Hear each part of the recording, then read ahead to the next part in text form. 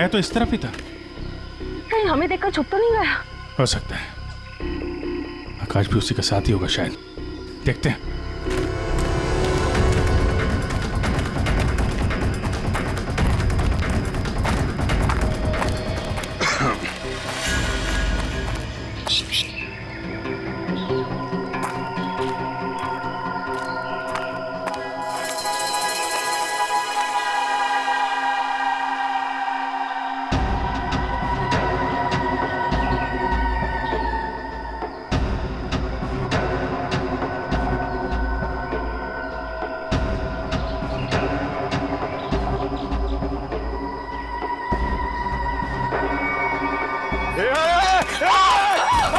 नहीं, फायर नहीं।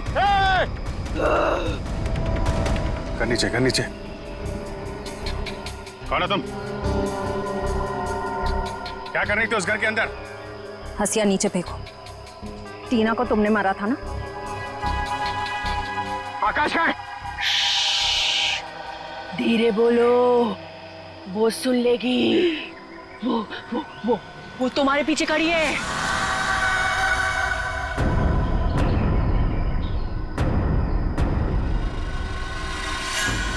कौन है हमारे पीछे?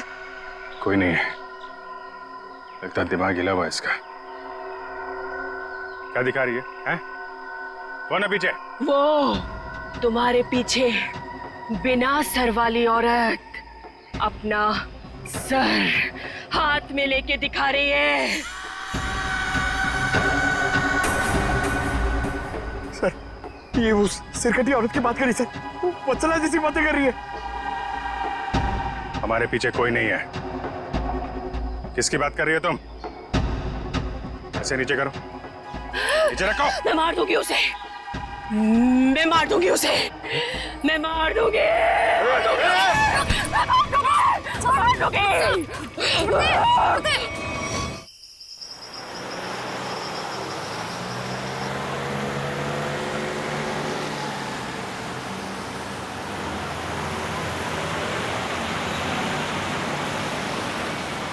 ये तो हमारी गाड़ी है।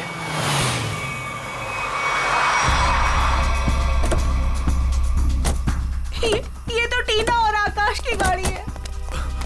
Oh my God! आकाश, टीना, बच्चे नहीं है।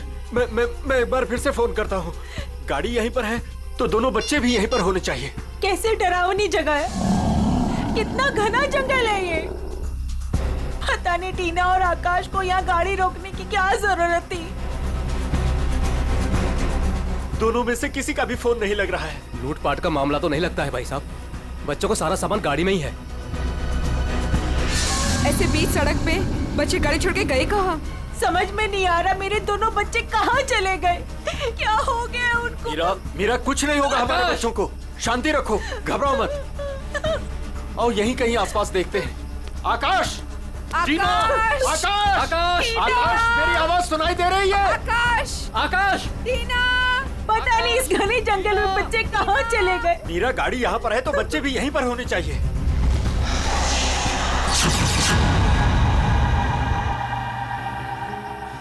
भाई साहब, कहीं कोई कुछ भी नहीं है वहाँ। यहाँ पर भी नजर नहीं आ रहा। सन्नाटा। चुप हो जा।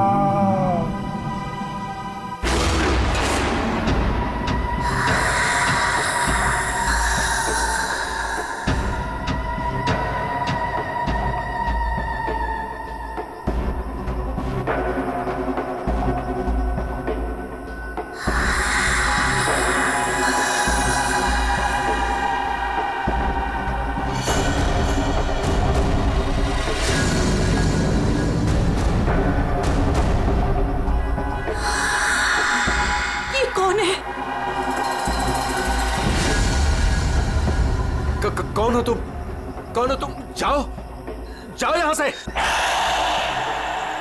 बोलो, आवाज बिल्कुल नहीं, वरना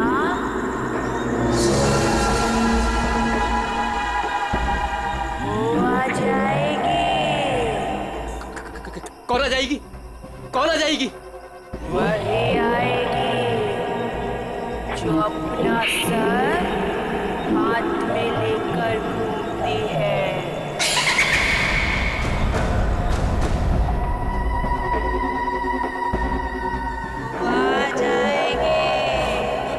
चलो ये कौन है? जल्दी चलो निकलो, गाड़ी में बैठो जल्दी।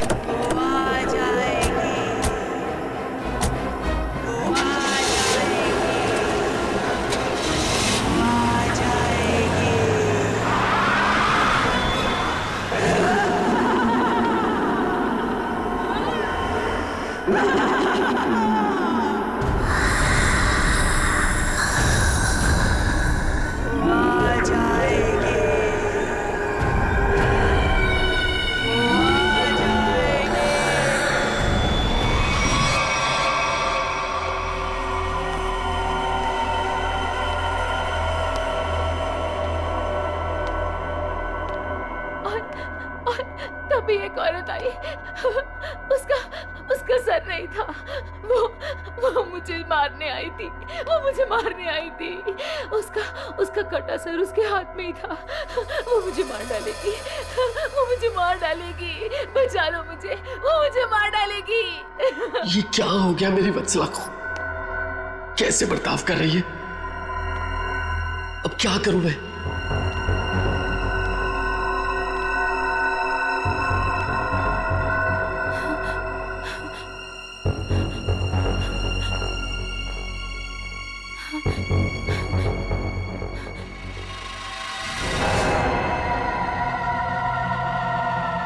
सर, उसके बाद क्या हुआ? उसके बाद वो कटे सर वाली औरत मेरी तरफ घूम गई। मैं डर की वजह से पीछे हट गई। वो मेरी तरफ बढ़ती रही। वो अपना कटा सर मेरे चेहरे की तरफ फेंक दिया। नहीं,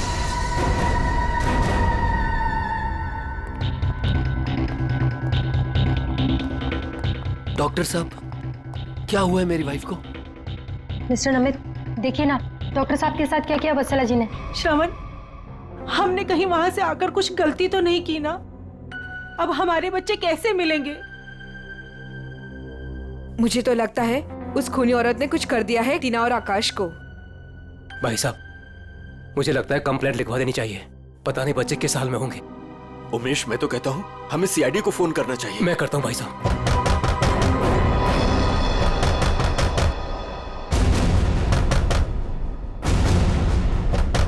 ये इस तरह से दरवाजा कौन पीट रहा है? मैं देखता हूँ।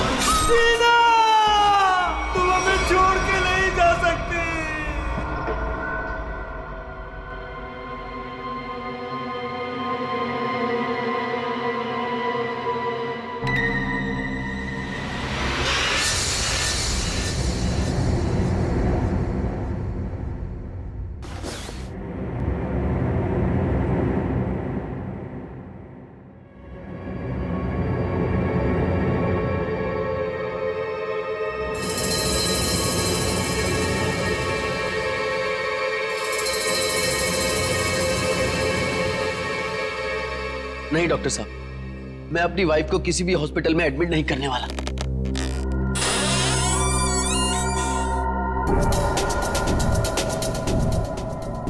आपसे पहले भी 4 और डॉक्टरों ने मुझे यही एडवाइस दिया। अब आप मेरी वत्सला का इलाज मेरे घर पर ही कीजिए ना डॉक्टर साहब।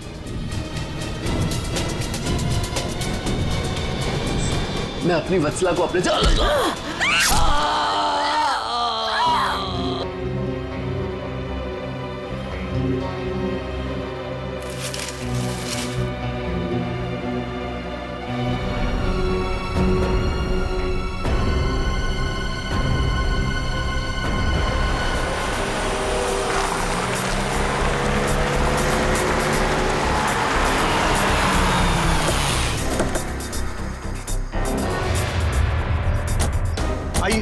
इस तरफ, यहाँ पर आइए। यही घर है ये।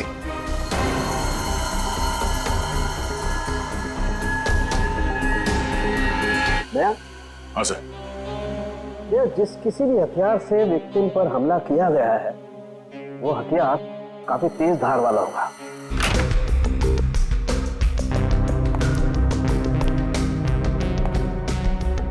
बेड पर तो कोई खून नहीं।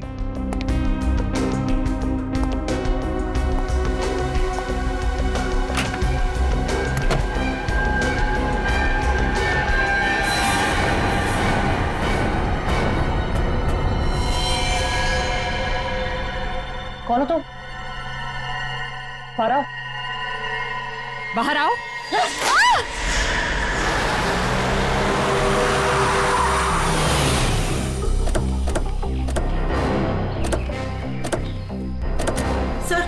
सर यही है मेरी टीना और आकाश की गाड़ी। यहीं पर मेरे बच्चों पे वो मुसीबत आई थी।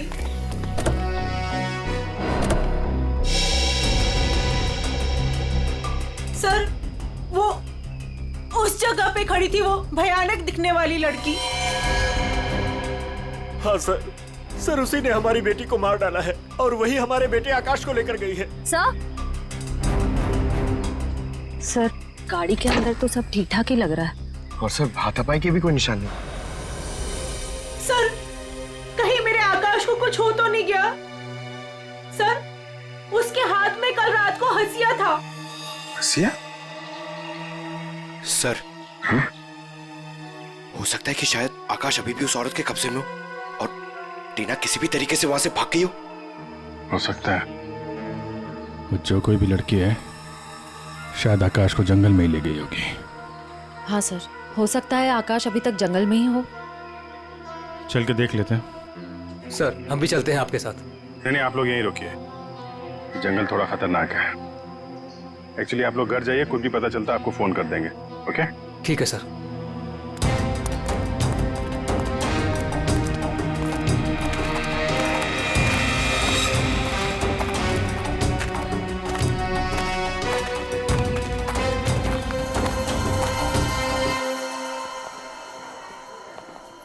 डॉक्टर साहब वो आदमी कहाँ है जो खून से लथपथ आपके हॉस्पिटल में आया था? सर वो आदमी अंदर है। तो आप होश में है या अभी भी बेहोश है? नहीं, अभी होश तो आ गया है उसे, मगर थोड़ी बहकी बहकी बातें कर रहा है। क्या हम उनसे मिल सकते हैं? जी बिल्कुल, आइए।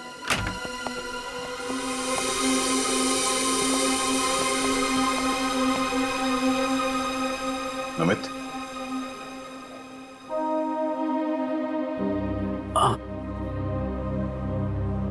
कौन? हम लोग सीआईडी से हैं। क्या तुम बता सकते हो कि ये तुम्हारे साथ कैसे हुआ? मार डाला मुझे। मेरी वत्सला ने मुझे मार डाला। पूछिए अमन से। मुझे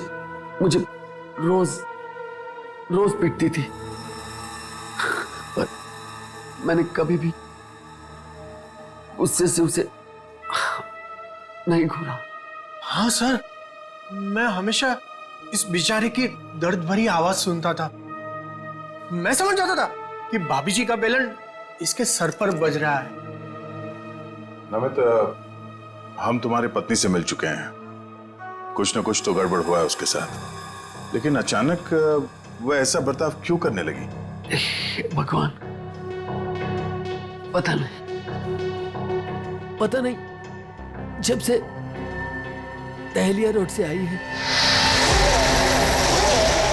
किसी सरकटी औरत के बारे में बात करती है और किसी पर भी टूट पड़ती है, जैसे जान ले लेगी वो किसी की भी।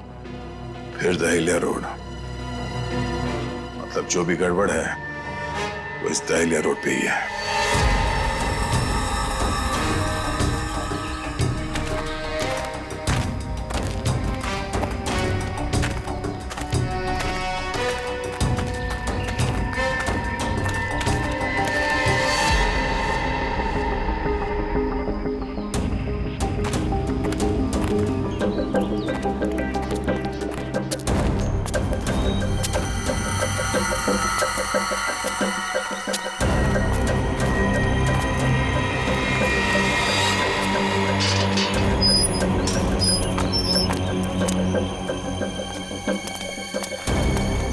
ये तो बिल्कुल हॉरर फिल्म की तरह बंगला है।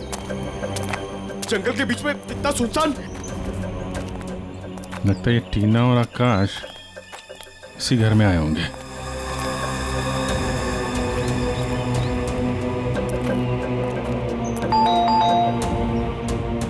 ज्यादा फिल्में मत देखा करो।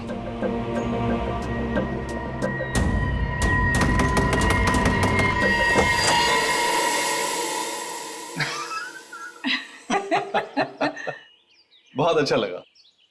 इतने सुनसान जंगल में भी कोई हमें मिलने आया। एनीवेज, मेरा नाम डीके है और ये मेरी धर्म पत्नी रागिनी। अरे आइए ना आप लोग, अंदर आइए, बाहर क्यों खड़े हैं? प्लीज आइए आइए आइए। सर ये लोग तो बहुत अजीब हैं। ये तो हम लोग से ऐसी बात कर रहे जैसे हम लोग इनके रिश्तेदार हैं। काफी अच्छा घर है। Thank you. आसपास दूसरा कोई घर नहीं दिख रहा है, तो इतने सुनसान जंगल में आपने घर बनाया? बनाया नहीं है सर, खरीदा है। वो क्या है ना कि हम दोनों पति पत्नी एक कलाकार हैं और अपनी सोच के आकार को पूरा करने के लिए हमें शांति और एकांत की सख्त जरूरत रहती है। जी हाँ सर, यही हमारा घर भी है और हमारी दुनिया भी है। और हाँ, आपको एक बात और बताना चाहूंगा। हम लोग रहते जरूर इस सुनसान इलाके में हैं, लेकिन कला के क्षेत्र में हमारा बहुत बड़ा नाम है। अच्छा। कब खरीदा आपने ये घर? बहुत साल पहले खरीदा था। अब तो ध्यान भी नहीं है हमें कि कब खरीदा था हमने। हाँ, ये तो याद होगा कि कल यहाँ पे कौन आया था। हाँ सर, बिल्कुल। लेकिन कल तो यहाँ कोई नहीं आया था सर। ये फोटोज देखिए, ध्यान दीजिए और सोच के बताइए, क्या इन दोनों में से कोई भी कल यहाँ आया था? नहीं मैडम, इनको हमने पहले कभी नहीं देखा।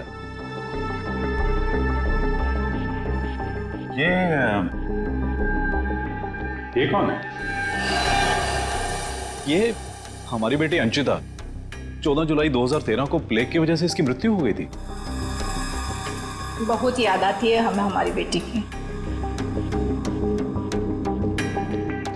हम लोग आपसे कितने सारे सवाल पूछे जा रहे हैं, आप नहीं पूछेंगे कि हम लोग कौन हैं और क्यों इतने सारे सवाल कर रहे हैं आपसे?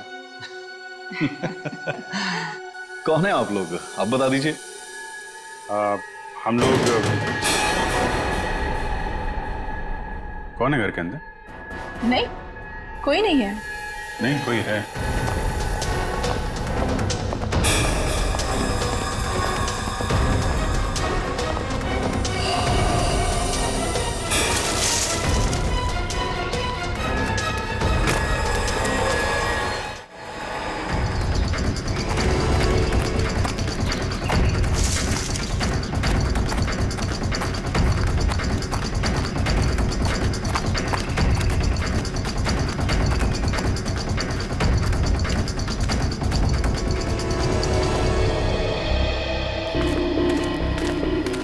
आया तो इस तरफ ही था। कहीं हमें देखकर छुप तो नहीं गया? हो सकता है आकाश भी उसी का साथ ही होगा शायद। देखते हैं।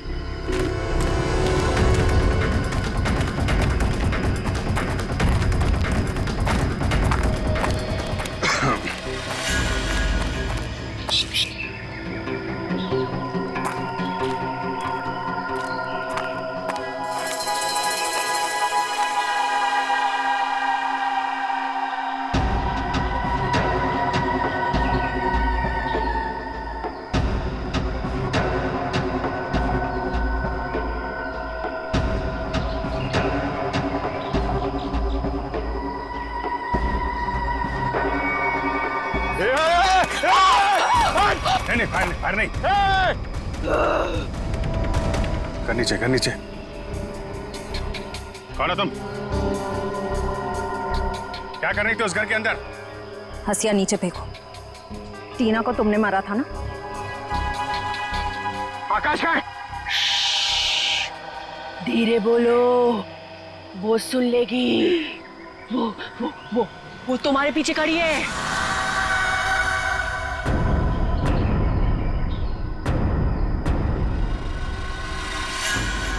कौन है हमारे पीछे?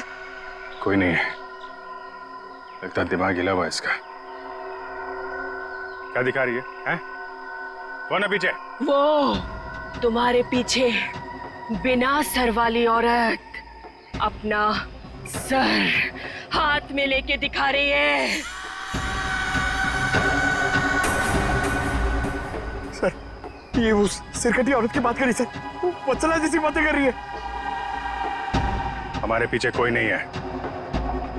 किसकी बात कर रही हो तुम? ऐसे नीचे करो, नीचे रखो। मैं मार दूंगी उसे, मैं मार दूंगी उसे, मैं मार दूंगी, मार दूंगी।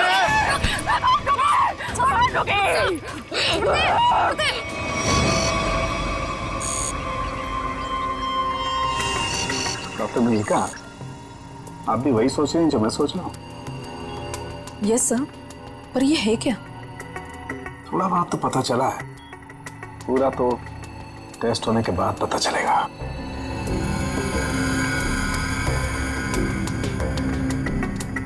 सर, मुझे लगता है कि आप ये कलर एरिया देख रहे हैं, ये ब्रेन टेल की नर्व्स की तरफ आ रहा है। इन दोनों औरतों के दिमाग के साथ छेड़छाड़ी की गई है।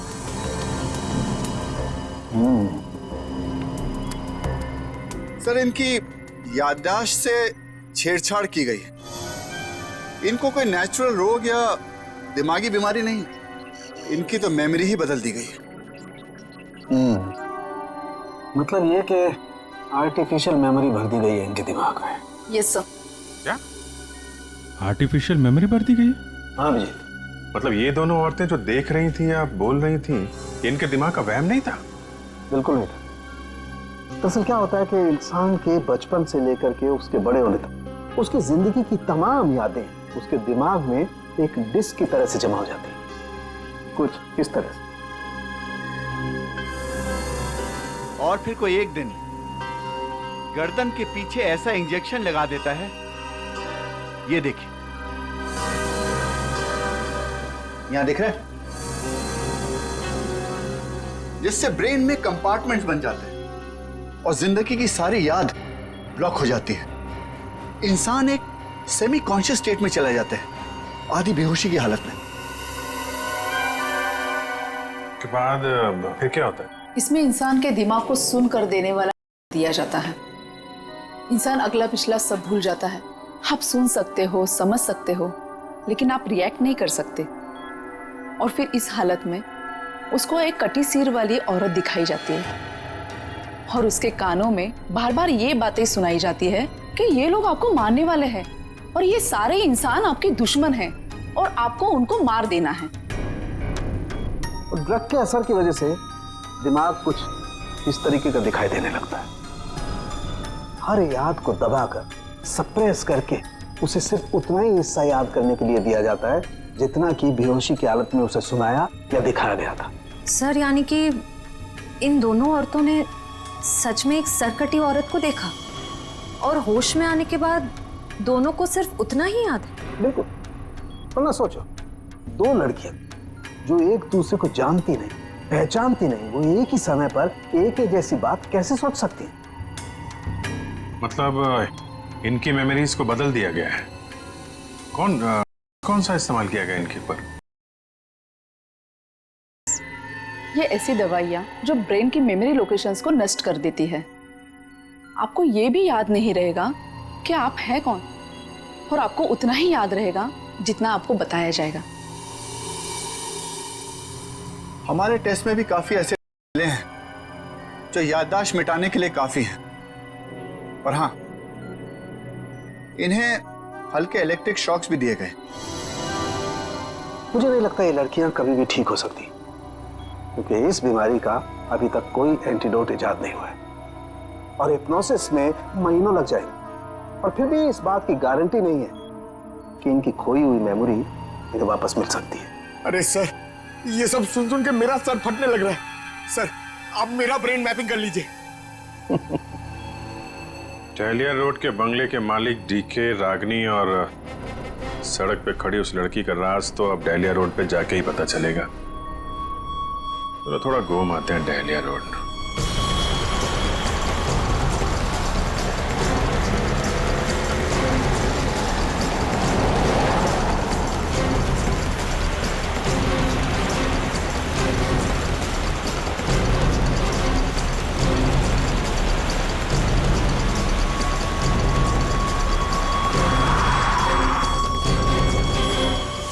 ये हमारी बेटी अंचिता है।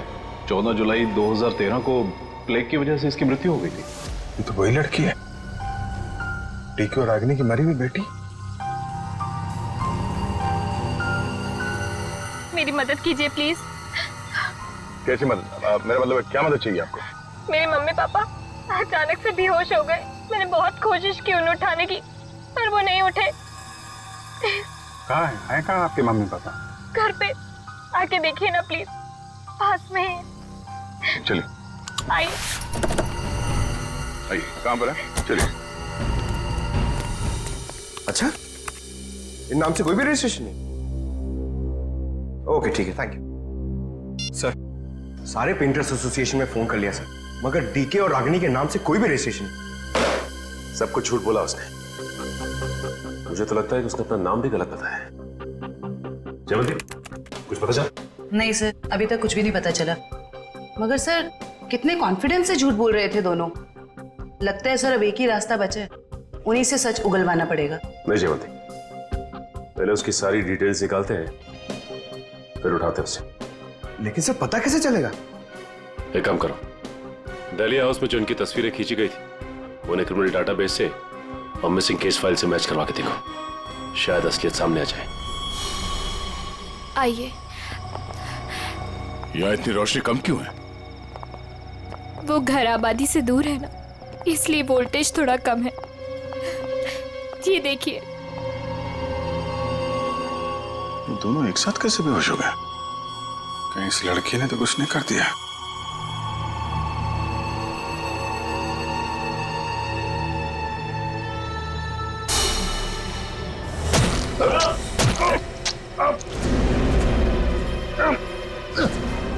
ठीक है।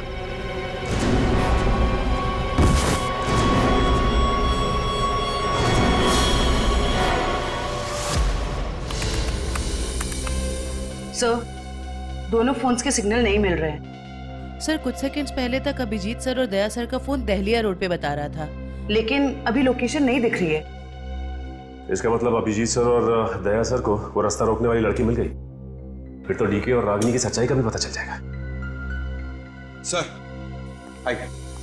सर ये है मिसेस साक्षी, उस नकली डीके और इलेश की माँ। नमस्ते। कहाँ है मेरा बेटा? कहाँ है इलेश? ये ऑफिसर कह रहे हैं उसका नाम डीके है और उसकी एक पत्नी है जिसका नाम है रागिनी। ये कैसे हो सकता है? ये सब झूठ है। जी नहीं, ये सच है। एक छानबीन के दौरान आपके बेटे और उस औरत से मुलाकात हुई हमारी, जो अब डीके और रागिनी बने बैठे, और उसी छानबीन में मिसिंग कंप्लेन से उनकी सच्चाई भी पता चली। मैम, आप हमें बता सकते हैं कि आपके बेटे इलेश ने अपना नाम बदल के डीके क्यों रख लिया? मेरा बेटा अपना नाम क्यों बदलेगा? मुझे इस बारे में कुछ नहीं पता। देखिए माताजी, वो रागिनी और नीता के साथ में कहीं छुपा हुआ बैठा है। अब ये औरत को जानती है? ये लड़की कौन है और कैसे मेरे बेटे की जिंदगी में आई, मुझे कुछ नहीं पता। देखिए मैडम, उस औरत के माँ बाप तो मर चुके हैं। बस आप ये बता सकती हैं कि जुलाई 2013 से पहले ऐसा क्या हुआ था जो आपका बेटा घर छोड़कर चला गया? नहीं, मेरा बेटा घर छोड़कर नहीं भागा था।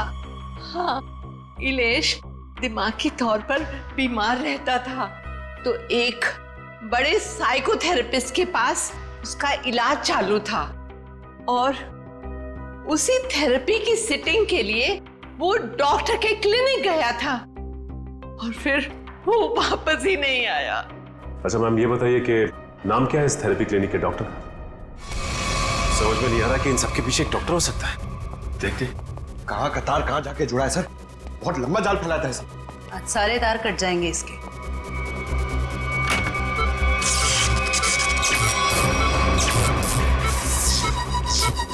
Oh my God.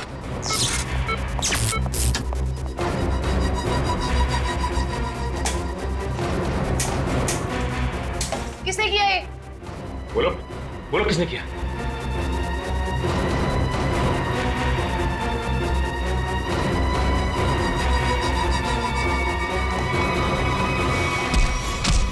बता, कौन है इन सबके पीछे? तुम उस बिना सर वाली औरत के साथ मिले हो ना? मैं नहीं, तुम उस सरकटी औरत के साथ मिले हुए हो। मैं जानता हूं, मैं छोड़ूंगा नहीं तुमको। तुम और उस औरत दोनों को खत्म कर दूंगा मैं। तुम मुझे मारना चाहता है ना? छोड़ूंगा नहीं तुम्हें।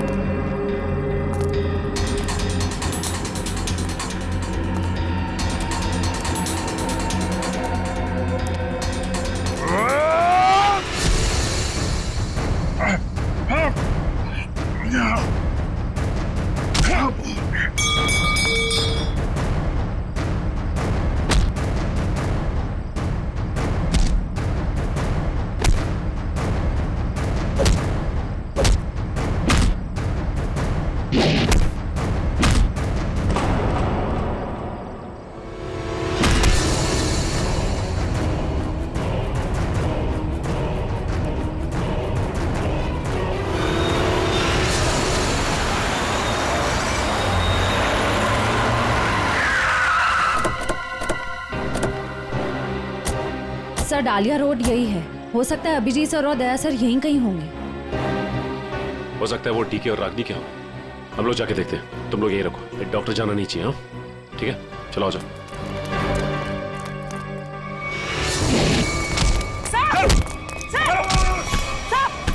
अभिजीत सर, क्या कर रहे हो आप लोग? संभालो। क्या कर रहे हो? अभिजीत सर, क्या कर रहे हो? Please, please. नहीं सर। चल जल्दी चल, एंटीडोट दे जल्दी।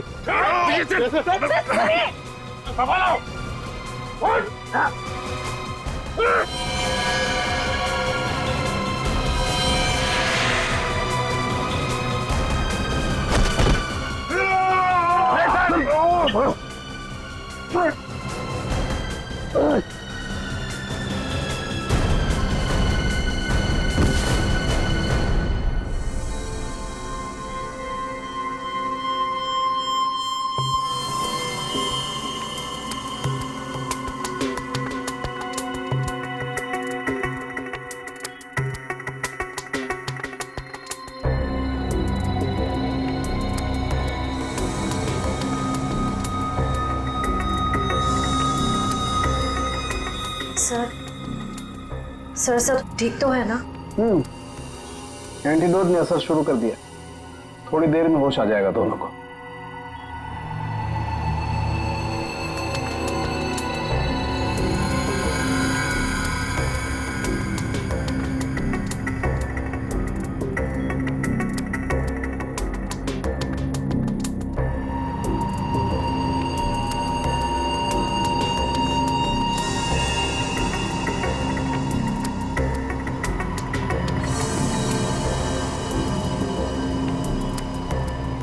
शुक्र मनाओ डॉक्टर सालिम के, अगर ये दोनों ठीक हुए हैं तो सिर्फ मेरी वजह से। अगर अपने दिमाग का सही इस्तेमाल किया होता ना, वो एक मुजरिम की तरह इस हालत में नहीं खड़े होते, समझे? विकास अंकल, आपकी वजह से मैं भी एक मुजरिम बन के रह गई। अभी तो सिर्फ तुम दोनों का गुनाह सामने आया है। जिस दिन तुम दोनों को सजा मिलेगी ना, उस दिन समझ में आएगा कि गलत राह पे चलने का अंजाम क्या होता है।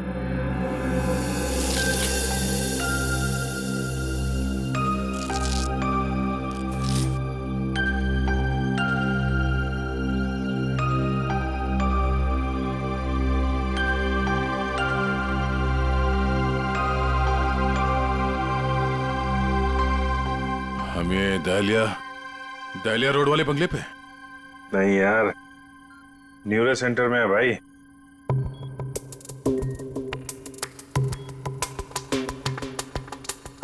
और मुजरिम हमारे सामने खड़ा है।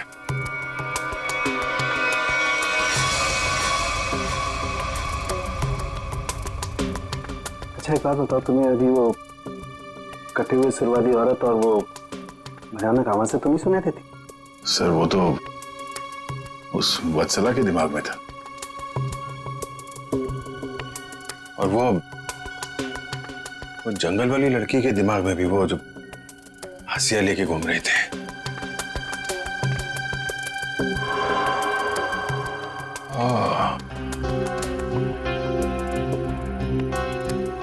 अब समझ में आया,